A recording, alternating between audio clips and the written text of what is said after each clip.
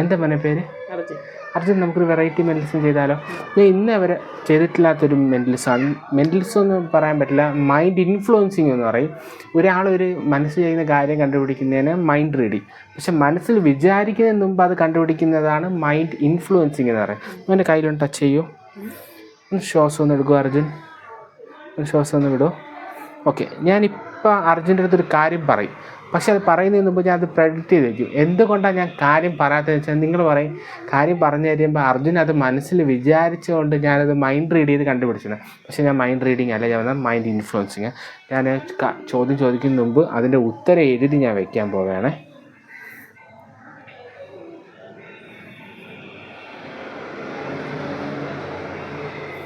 Okay, ഞാനിവിടെ ഒരു prediction നടത്തി എൻ്റെ ഫോൺ ഇവിടെ വയ്ക്കുകയാണ്. മോൻ 1-നും 10-നും ഇടയിൽ വരുന്ന ഒരു നമ്പർ മനസ്സിൽ വിചാരിക്കാൻ പറയുന്ന നമ്പർ മനസ്സിൽ വിചാരിക്കുമോ? 1-നും 10-നും ഇടയിൽ വരുന്ന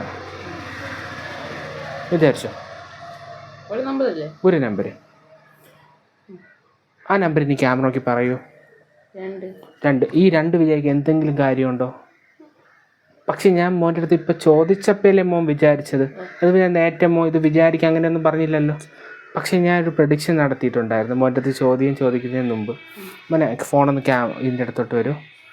ഓക്കെ, എൻ്റെ പ്രഡിക്ഷൻ കാണണ്ടേ? മോൻ വിചാരിച്ച 2 ഞാൻ നേരത്തെ എഴുതി വെച്ചിട്ടുണ്ടായിരുന്നു.